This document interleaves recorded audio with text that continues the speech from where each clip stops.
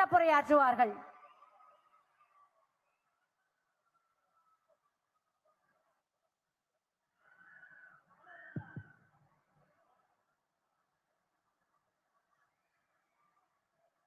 ராணுவ படையை போர்ஸ்னு சொல்லுவாங்க. இங்க நான் நுழைஞ்ச உடனே உங்களை பார்த்தப்போ பிளாக் அண்ட் டெல்டா போர்ஸ்னு சொல்லத்தக்க வகையில ராணுவ படை போல மிடுக்கா திரண்டிருக்கக்கூடிய என் அன்பு சகோதரிகள், உங்களுக்கு என்னுடைய முதல் வணக்கம்.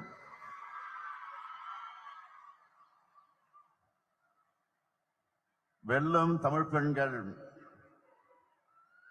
டெல்டா மண்டல மகளிர் மாநாட்டினுடைய தலைவர், கழகத்தினுடைய துணை பொதுச் செயலாளர், நாடாளுமன்ற குழுவினுடைய தலைவர், என்னுடைய அருமை தங்கை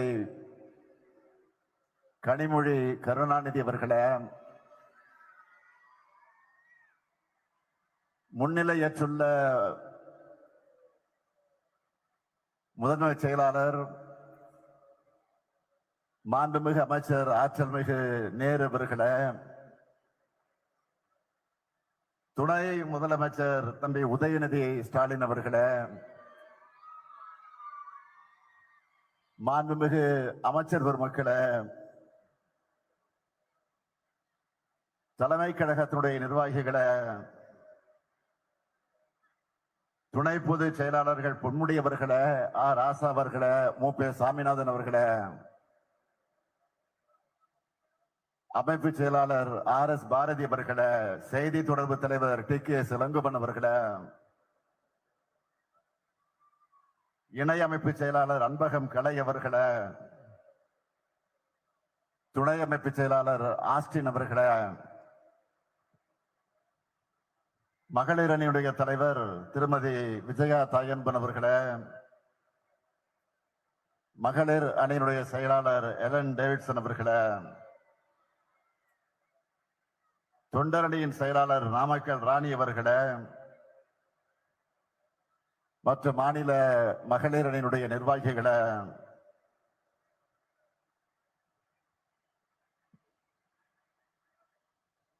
கழகத்தினுடைய ஆற்றல் மிகு மாவட்ட கழகத்தின் செயலாளர்களே,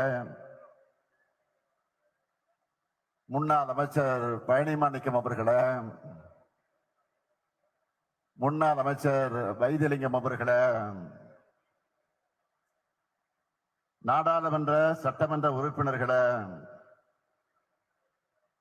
பெருந்திரளாக பங்கேற்றிருக்கக்கூடிய மாவட்ட, மாநகர, ஒன்றிய, நகர, பகுதி, பேரூர் கழக மகளிர் அமைப்புகளை சார்ந்த நிர்வாகிகளே,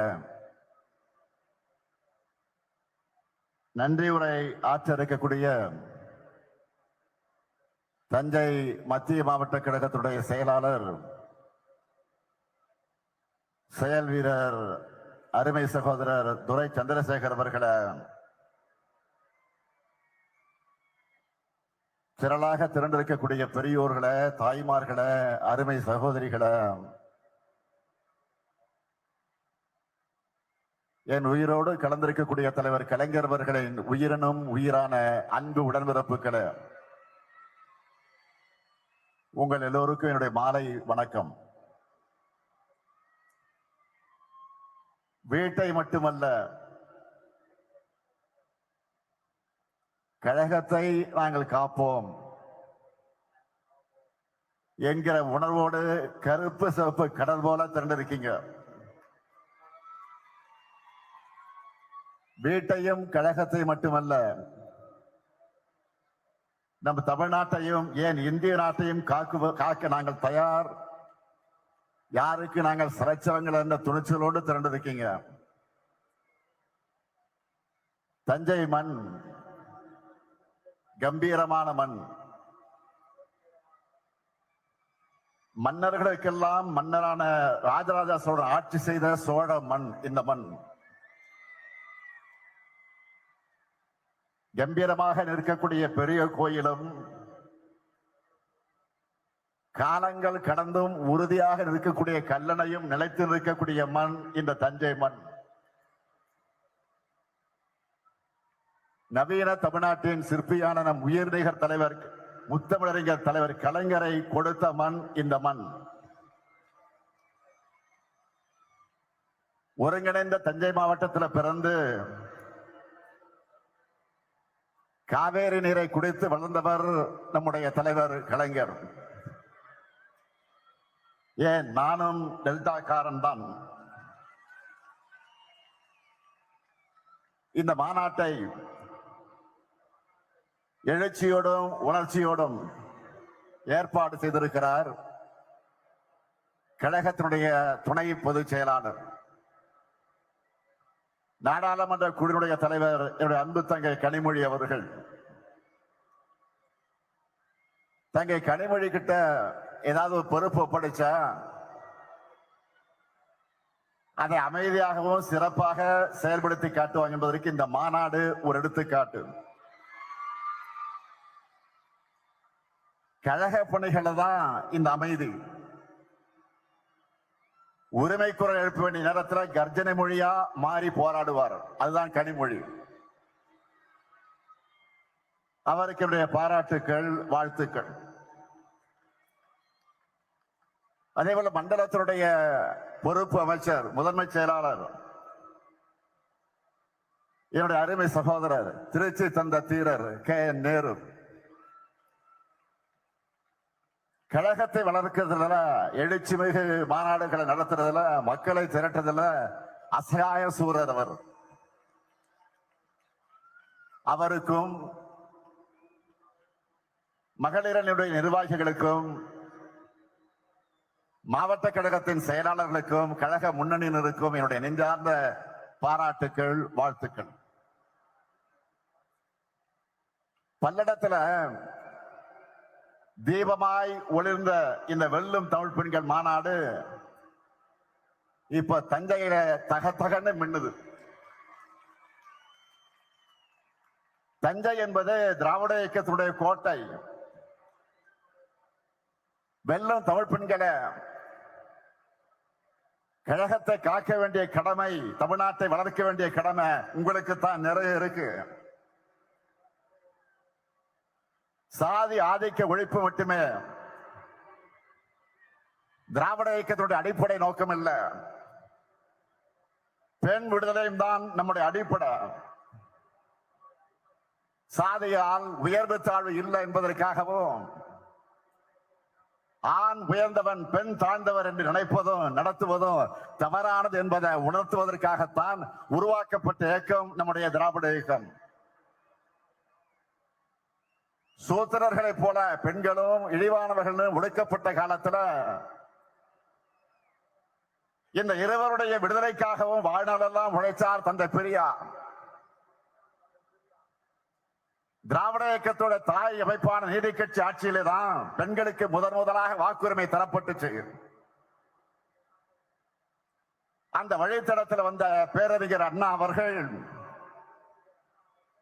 சுயமரியாதை திருமண சட்டத்தை நிறைவேற்றினார். பெண்களுக்கு சொத்துல சமபங்கு உண்டு என்று கொடுத்தார் நம்முடைய தலைவர் கலைஞர். இது 1929ஆம் ஆண்டு தந்தை பெரியார் போட்ட தீர்மானம். அதை 1989 நிறைவேற்றியவர் முதலமைச்சராக இருந்த கலைஞர் அவர்கள். தேந்தி காவலர்களை உருவாக்கினவர் கலைஞர். மகளிர் சுய உதவி குழுக்களை உருவாக்கி பெண்களை தொழில் முனைவர்களாக உயர்த்தினவர் கலைஞர். உள்ளாட்சி அமைப்புகளை இடஒதுக்கீட்டை கொடுத்தார். நம்ம திராவிட மாடல் ஆட்சியில இன்றைக்கு 1,30,00,000 சகோதரிகளுக்கு இந்த முத்துவேல் கருணாநிதி ஸ்டாலின் உரிமை தொகை வழங்கிக் கொண்டிருக்கிறேன். நான் சிஎம் ஆகி முதல் கையெழுத்து பேருந்துகள்ல பெண்களுக்கு கட்டணமில்லா விடியல் பயண திட்டத்துக்கு தான். ஸ்டாலின் பஸ்ன்னு மக்கள் அதுக்கு பேர் வச்சுட்டாங்க. அதுதான் அந்த திட்டத்துடைய வெற்றி. கல்லூரிகளை படிக்கக்கூடிய மாணவிகளுக்கு மாதந்தோறும் 1000 ரூபாய் வழங்குகிற புதுமை பெண் திட்டத்தில் 5 லட்சம் மாணவிகள் பயனடைகிறாங்க. கொரோனா கால இன்னல்களில் இருந்து மகளிர் சுயஉதவி குழுவினரை காத்திட்ட கூட்டுறவு சங்கங்கள் மூலமாக அவங்களுக்கு வழங்கப்பட்ட 2674 கோடி ரூபாய் கடனை தள்ளுபடி செஞ்சுட்டு 17,33,696 சுயஉதவி குழுக்களுக்கு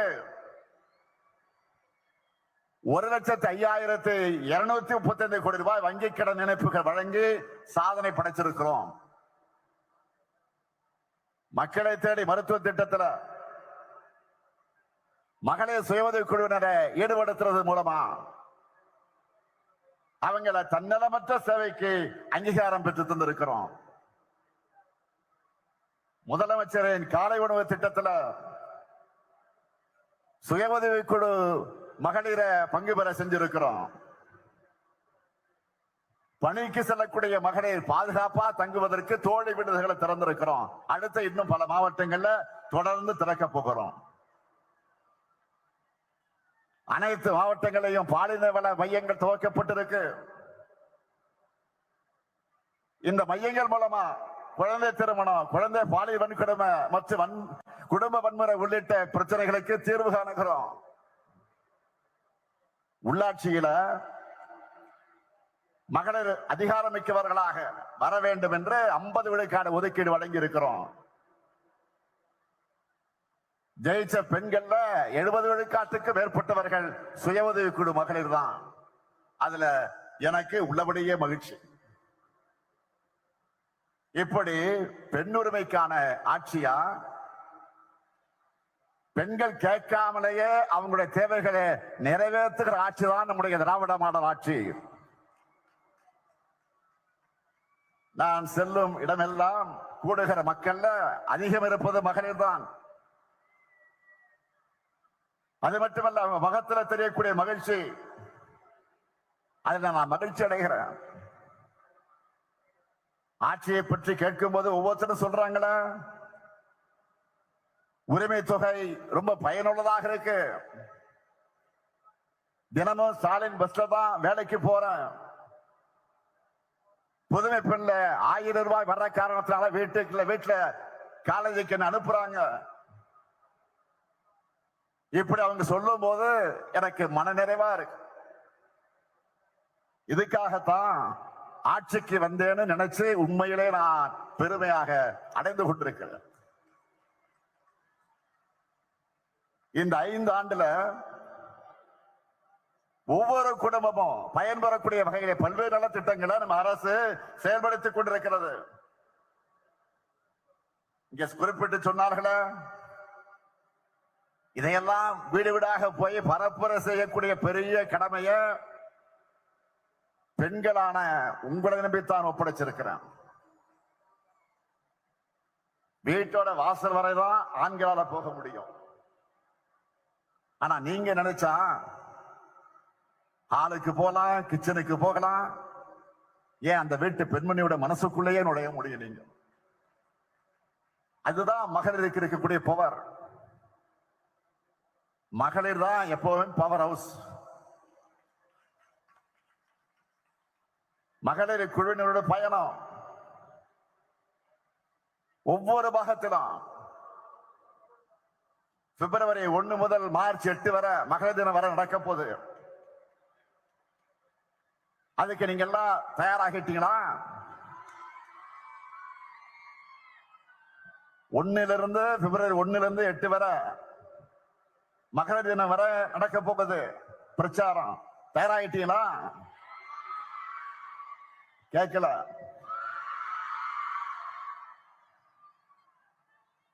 அடுத்து தமிழ்நாட்டை தலைகுனிய விடமாட்டோம்னு தொகுதிகள் தோறும்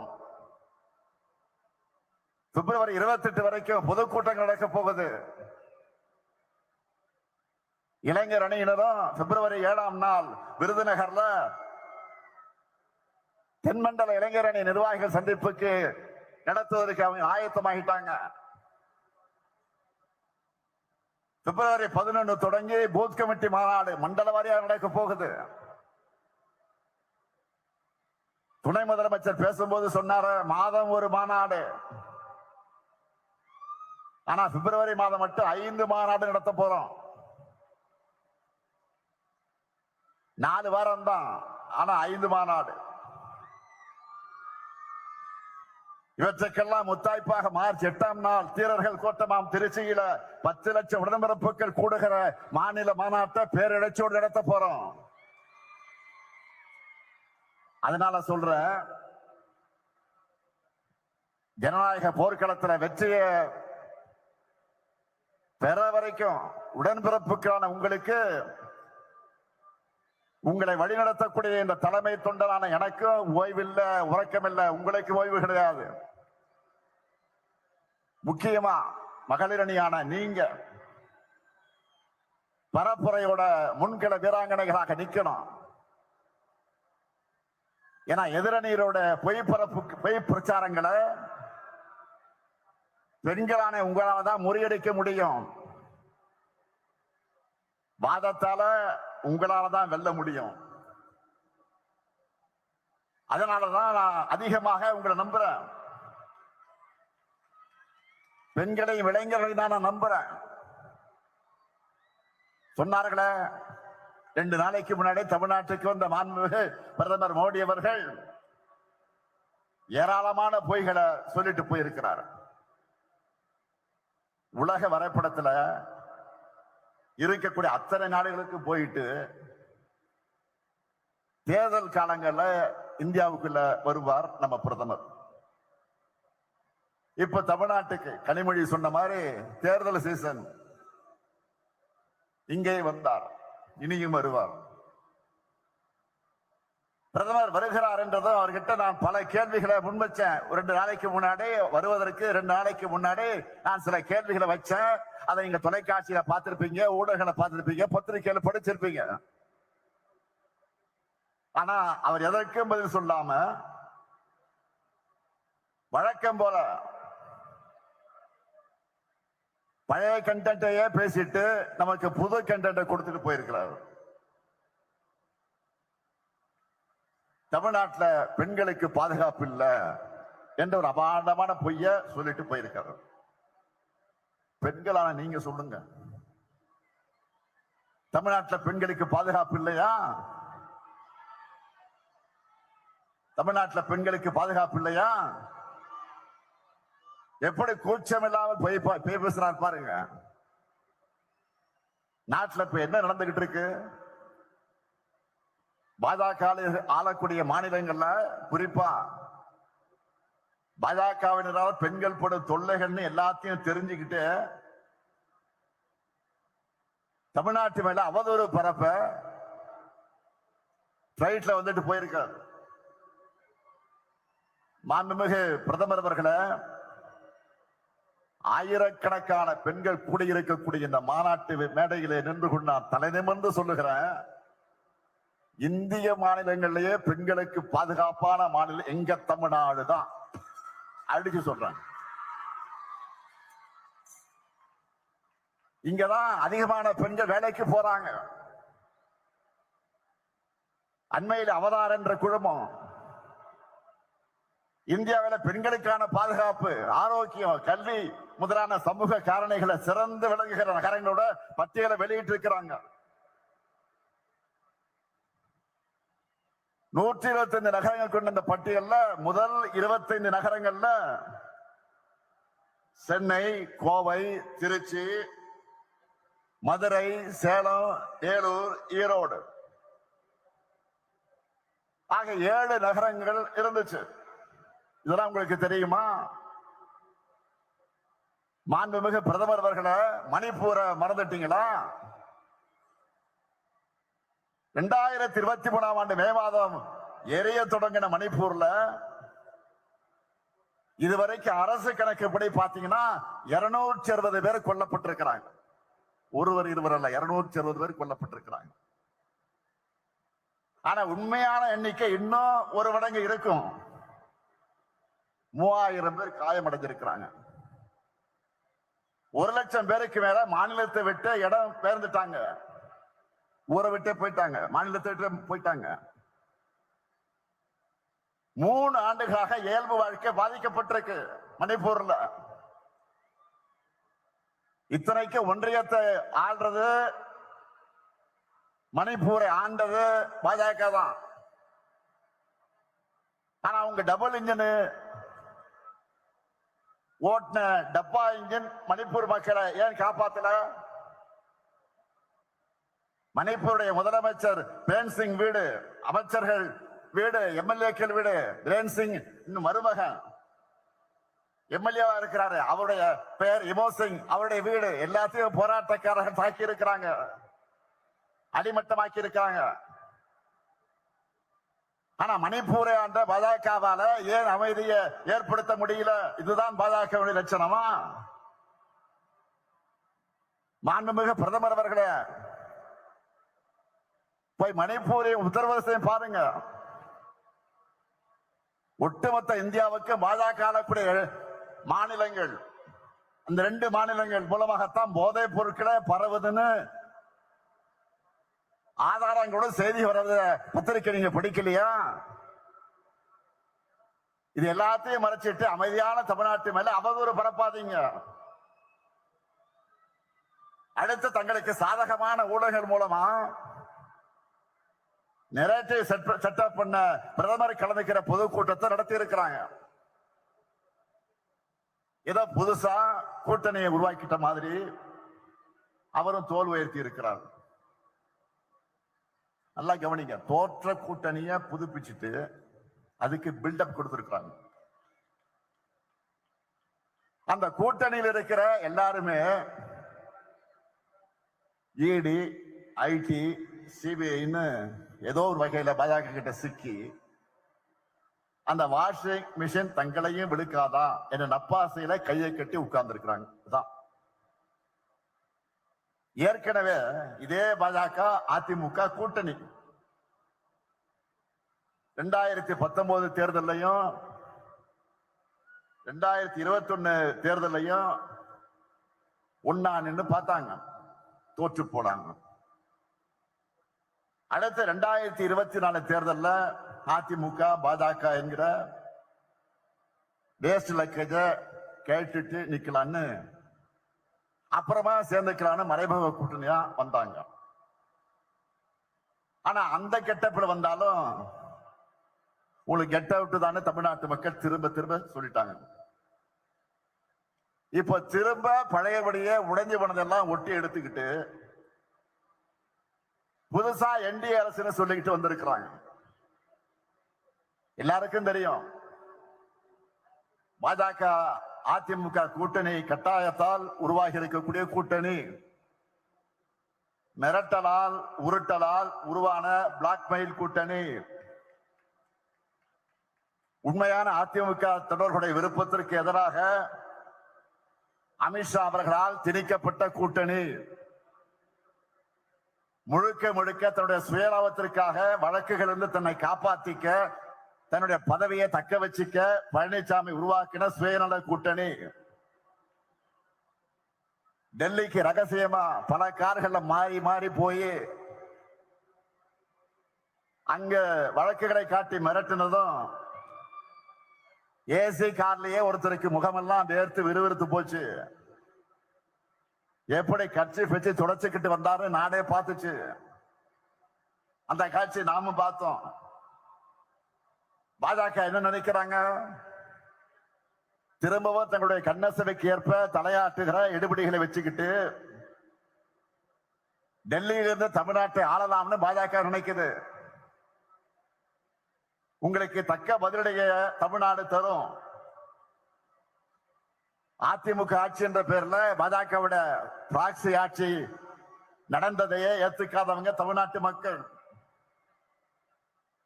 இப்ப வெளிப்படையா பாஜக அரசுனே சொல்லிட்டு வந்தா உங்களை எங்களுடைய எல்லைக்குள்ளேயே அனுமதிக்க மாட்டோம். நடக்க போற தேர்தல் என்டிஏ வெர்சஸ் மதசார்பற்ற முற்போக்கு கூட்டணி கிடையாது. NDA versus Tamil Nadu. மறந்துடாதீங்க. தமிழ்நாடு என்றாலே தமிழ்நாட்டு மக்களுக்காக உண்மையா உழைக்கிற, நாடே திரும்பி பார்க்கக்கூடிய செயல் திட்டங்களை செயல்படுத்துற, தலை நிமிர்ந்து தன்மானத்தோடு போராடுகிற திமுக தான். எனவே மதச்சார்பற்ற முற்போக்கு கூட்டணிக்கு மீண்டும் வெற்றியை வழங்க மக்கள் தயாராகிட்டாங்க. பெண்கள், மாணவர்கள், வணிகர்கள், உழவர் பெருமக்கள், விவசாய தொழிலாளர்கள், நெசவாளர்கள், தொழில் முனைவோர், ஏழை எளியோர், அரசு ஊழியர்கள், ஆசிரியர்கள் எல்லாருக்கும் நம்மை நன்றாக புரிந்து கொண்டு நமக்கு ஆதரவை தொடர்ந்து தந்து கொண்டிருக்கிறார்கள். அவங்களுடைய நன்மதிப்பை, நம்பிக்கை நாம் பெற்றிருக்கிறோம். நான் என்னை விட அதிகமாக நம்புறது நம்முடைய தமிழ்நாட்டு மக்களைத்தான். எனவே என் மீது நம்பிக்கை வைத்திருக்கக்கூடிய மக்களை நாம் தொடர்ந்து சந்திச்சுக்கிட்டே இருக்கணும். என்றைக்கு எப்போதுமே மக்கள் கூடவே இருக்கணும். இதுதான் உங்களுடைய சகோதரனாக இருக்கக்கூடிய இந்த முத்துவேல் கருணாநிதி ஸ்டாலினுடைய வேண்டுகோள். எனவே அதற்கான பரப்புரை ஈடுபட வெல்லும் தமிழ் பெண்களை புறப்படுங்கள். மீண்டும் இந்த ஸ்டாலின் ஆட்சி, கழக ஆட்சி, திராவிட மாடல் ஆட்சி அமைய ஓய்வை மறந்து உழையுங்கள், உழையுங்கள். வெல்வோம் ஒன்றாக, வெல்வோம் ஒன்றாக. நன்றி, வணக்கம்.